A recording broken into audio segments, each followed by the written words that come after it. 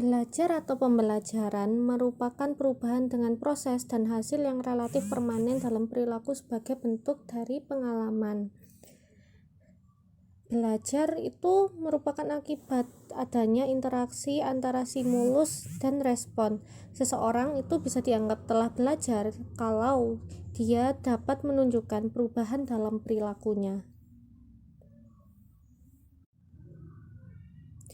Dalam ranah kognitif, tujuan pembelajaran itu membicarakan tentang aktivitas intelektual yang berawal dari level pengetahuan hingga level ke atas. Yang pertama, ada knowledge atau pengetahuan. Siswa dituntut untuk bisa mengingat atau menghafal suatu materi. Selain itu, siswa akan ditantang untuk bisa menjelaskan kembali pengetahuan yang sudah diterima sebelumnya. Yang kedua, comprehension atau pemahaman. Siswa di sini diharuskan untuk bisa melakukan penafsiran, mengartikan, dan menerjemahkan dengan cara mereka sendiri mengenai pengetahuan yang sudah pernah diterima sebelumnya. Yang ketiga, application atau penerapan. Menguji keahlian siswa dalam menerapkan pengetahuan untuk tujuan menyelesaikan masalah yang ada dalam soal maupun kehidupan nyata. Selanjutnya yang keempat, analyze atau analisis. Kemampuan siswa dalam mempraktekkan segala pengetahuan yang diraih untuk mendapat atau membuat solusi dari kehidupan mereka sehari-hari. Yang selanjutnya, sintesis. Sintesis ini maksudnya adalah keahlian siswa untuk bisa menghubungkan dan memadukan berbagai komponen dan aspek dari pengetahuan untuk dijadikan sebuah pengetahuan yang baru.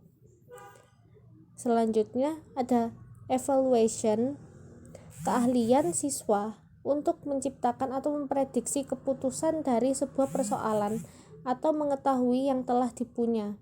Jadi untuk mengetahui bagaimana akhir dari penelitian mereka tersebut.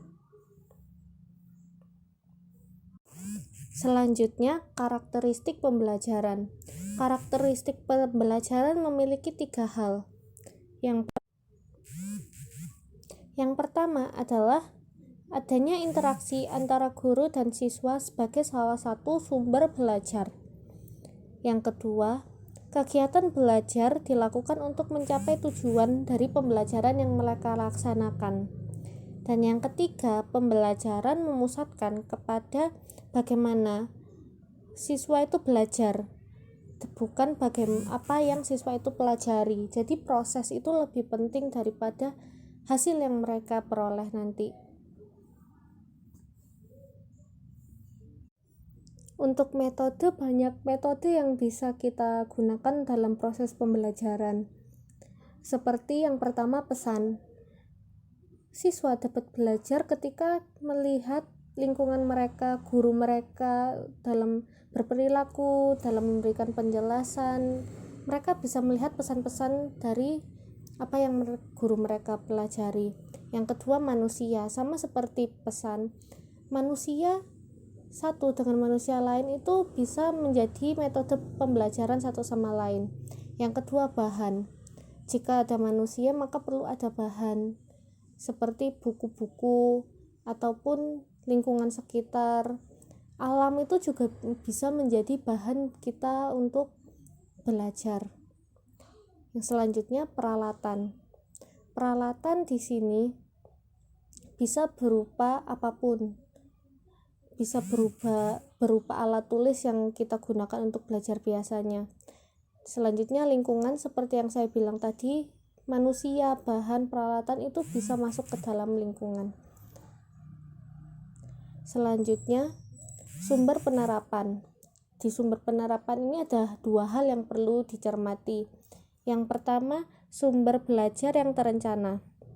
Sumber belajar yang telah direncanakan ini atau dikembangkan itu dianggap sebagai komponen sistem pembelajaran untuk memberikan fasilitas belajar yang terarah dan bersifat formal.